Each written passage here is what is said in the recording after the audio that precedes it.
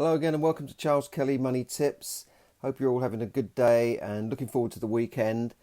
As I'm now doing 5 days a week on this particular broadcast, I'm actually going to wrap up the week news on a Friday rather than over the weekend when really people are doing other things.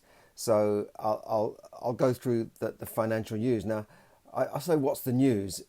I remember in Ireland when I used to go and see my relatives as a kid, you'd walk in and you'd see an aunt or an uncle and you'd sit down and they'd say, well, what's the news?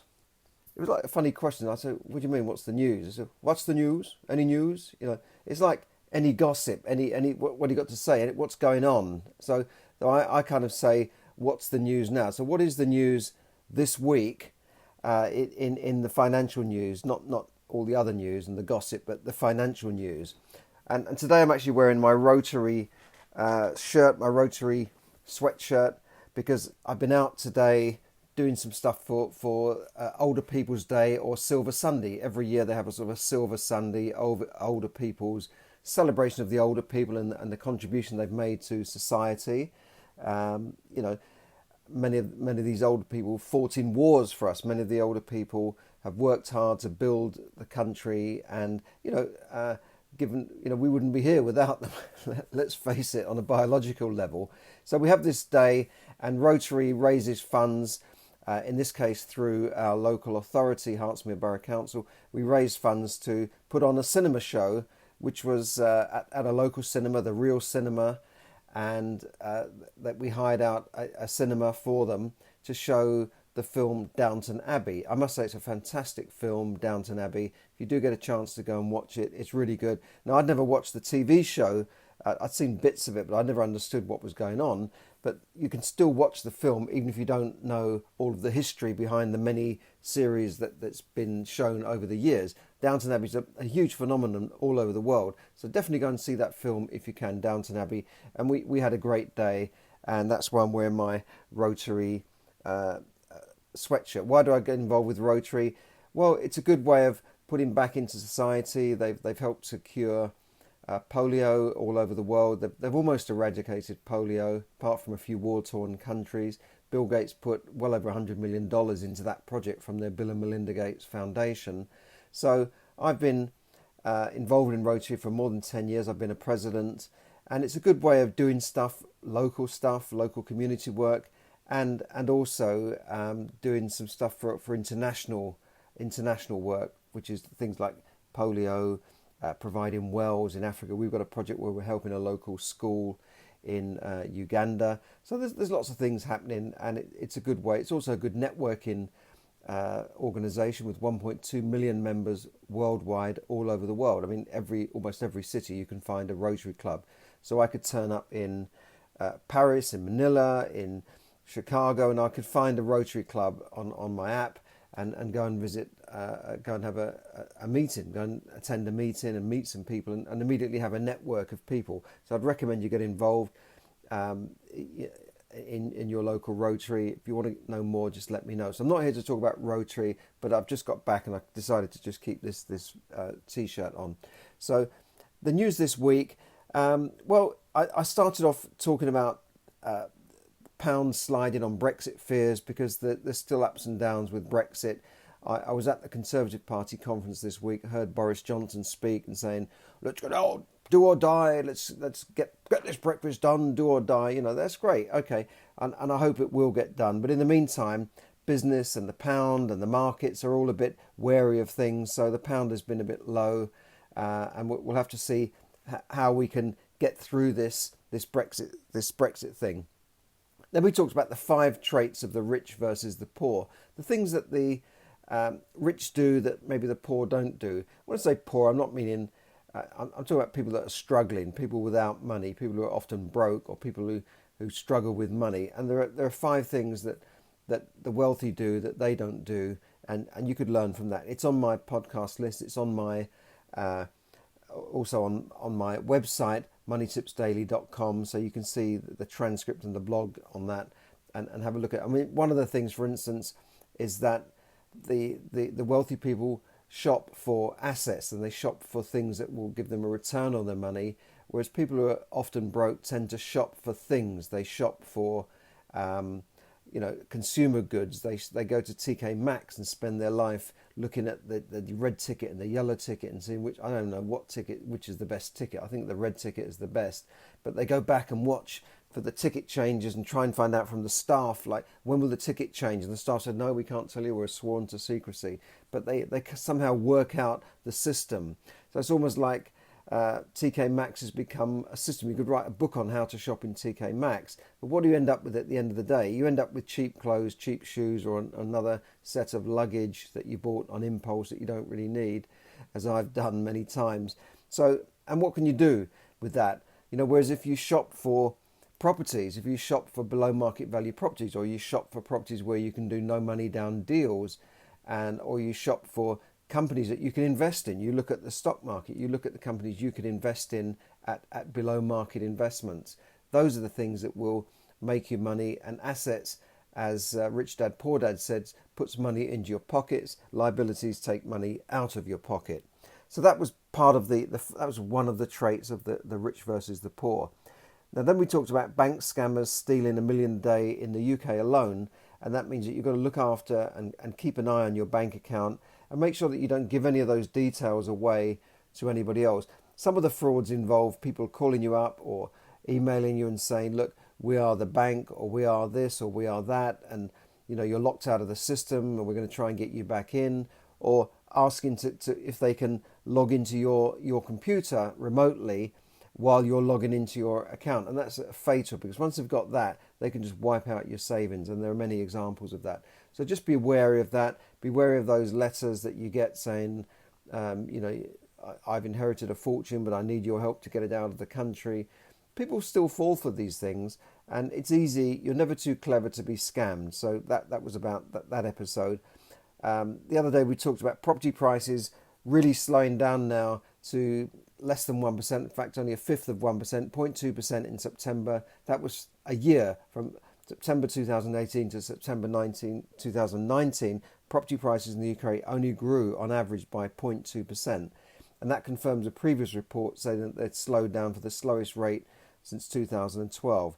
So just watch out for that. If they're going down still, then is that a good time to buy? Well, obviously, if they're going down and down, is that a good time to buy? You have to make up your own mind about that. How do you know when it's going to turn when they start going up? That's just that on property. Have a look at that episode. And then yesterday we said that the UK is slowing down and could go into recession, and that's according to a new report that's just come out saying that the UK is probably going into recession. It's slowed down for the last couple of quarters. And this confirms global reports out today. I was looking in the Times today, and globally things are slowing down. And people feel that because the global economy is slowing down, that no country will be protected from that. Germany's in recession as well. So just watch out for that. Try and prepare for that. And I refer back to one of my earlier episodes where I said you can prepare for recession, you can thrive in a recession. It's not all doom and gloom. There's things you can do to help yourself if there is a recession. And I think there will be a downturn in the stock market, definitely. There's no doubt about that. That's coming. So the article here said 88 billion is wiped off the FTSE 100 index. That's the FT 100 index. That's the index of top 100 companies in the UK. So 88 billion was wiped off of that market. And that doesn't include the New York market, the New York Stock Exchange. Oil has fallen down in price. Properties are struggling, and things are not looking good for the global economy, especially with these trade wars with Trump and all that sort of thing. So what I've suggested really is that you try and look after your own economy and just prepare for any possible global recession, because you can still survive and thrive through a recession by looking after the economy rather than the economy. And we talked about macroeconomics. Microeconomics is looking at the details and that sort of thing, and you should concentrate on your own microeconomics rather than the macroeconomics of the global situation. Because you can sit there watching the news and reading the paper every day and worrying, and then not get on with your work. You've got to balance it between knowing what's going on and getting on and doing your own thing. One bit of good news is that house building in the UK has reached an 11-year high. A total of 173,000 new homes were built and completed by developers and councils and housing associations in the year to June 2019, which is an 8% rise on the previous year. But the government wants to build more. They want a target of 300,000 new homes. Now, a lot of builders and house builders are criticised for sitting on land that has planning permission, but then they're not going to build and put those houses on the market if they are risking not being able to sell those properties if the market is a bit slow. And when I was on a planning committee, when I was a councillor, we used to see builders getting planning permission maybe for 10 luxury flats and then coming back and saying, no, we want to change this and build smaller flats, maybe 15 not so luxury flats, and sell them at a lower price, maybe at the more entry level for buyers. So we're seeing a lot of that, and we're seeing a lot of builders sitting on planning permission, which they can do for a number of years and not build. So it's not their fault. They've got to think about how much they can release at once and the market. Also, new properties are often sold with things called government help to buy schemes. So, that will perhaps, if too many properties come on the market, that will perhaps affect the older properties and the other ones you're trying to sell. So, that will have an effect. But there are houses being built, and we need plenty more houses. The long-term situation, the long-term trend is that we do need more housing in the UK. Roughly, just net migration, for instance, is running at, still running at around 200,000 a year and has been for 10 years. So there's a lot of people still coming into the country, and I think there's still people will come into the country after Brexit. And people have been born every year. People are living longer. There's more couples splitting up, so there's more need for different units of housing rather than people living in one big house. There's a need for smaller units as things happen, life happens, right? So that's the general trend. I think you've got to, as I said, look after your own economy and keep looking for investments and keep shopping for assets. And that's the general trend of the week. Not great news, a lot of doom and gloom about the global recession and global recessionary trends globally. And I think we would have gone into recession earlier had it not been for all the money that's been printed and the trillions of dollars that's been printed by the US Federal Reserve and the Bank of England and even more recently the European Central Bank. And they don't print money and kind of give it out at the bank branches. So here's $20, here's $100, you go and spend it. The money kind of goes into the system. They buy government bonds, and somehow that filters down into the system. They rescued the banks with trillions of dollars, but somehow the average person in the street doesn't seem to have immediately, tangibly benefited from that. Wages have been flat for the last few years, but obviously the economy doesn't take a dive.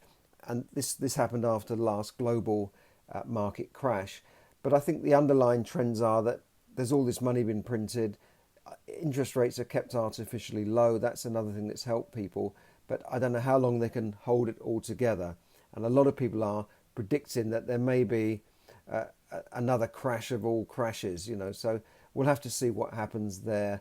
Just prepare for that. It's not a time maybe to go out and take out a big loan to buy a Tesla, when your income, your cash flow could be affected. Now, obviously, we can talk ourselves into recession by all tightening our belts, but as I said, don't think about the global economy. Think about the economy, what you can do to get your own house in order.